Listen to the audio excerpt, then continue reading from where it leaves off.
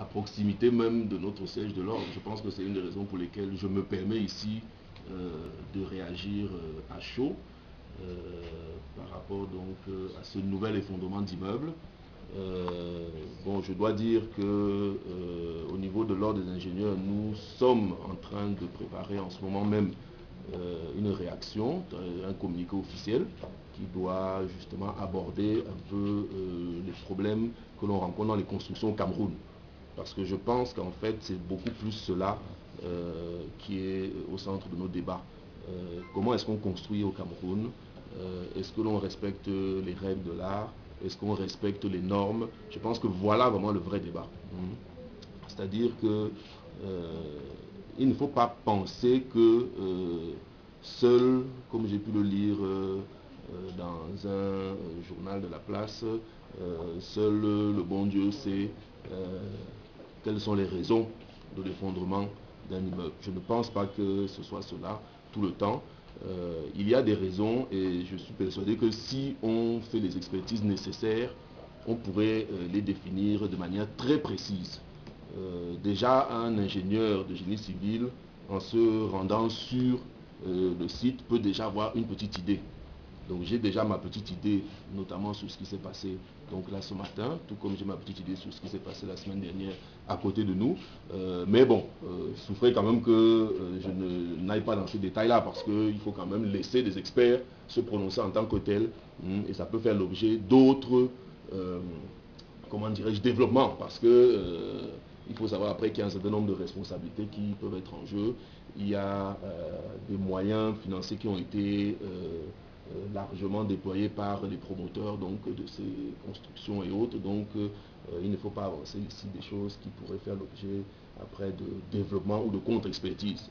Mais moi, ce que je voudrais surtout vous dire, c'est que les constructions de bâtiments, en général, et au Cameroun en particulier, obéissent à des règles bien précises.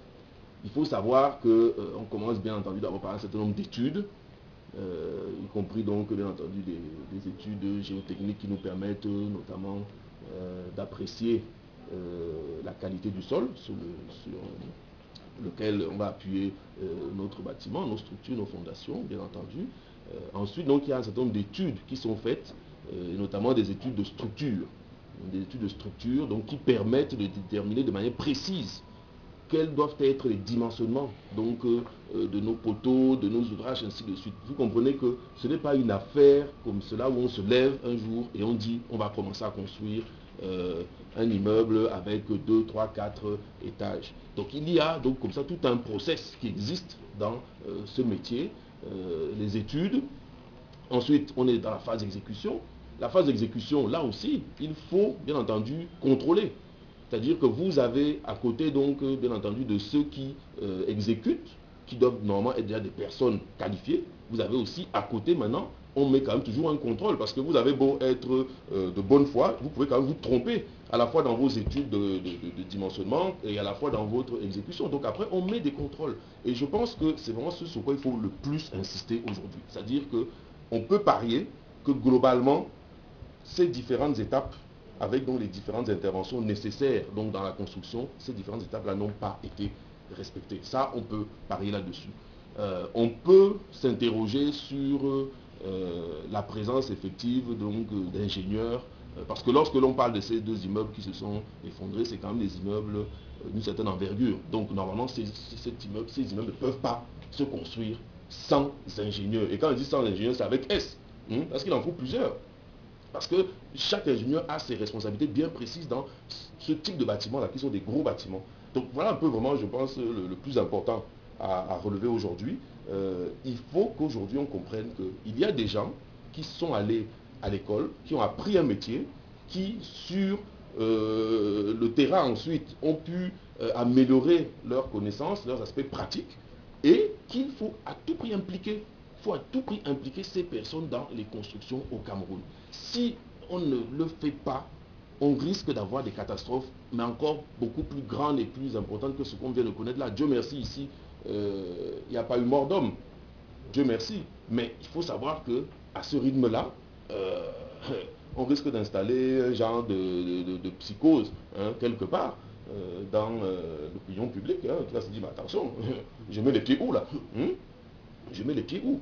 Donc il y a comme ça donc des règles qu'il faut simplement respecter. Je crois que vraiment c'est le message fort que moi je dois passer ici.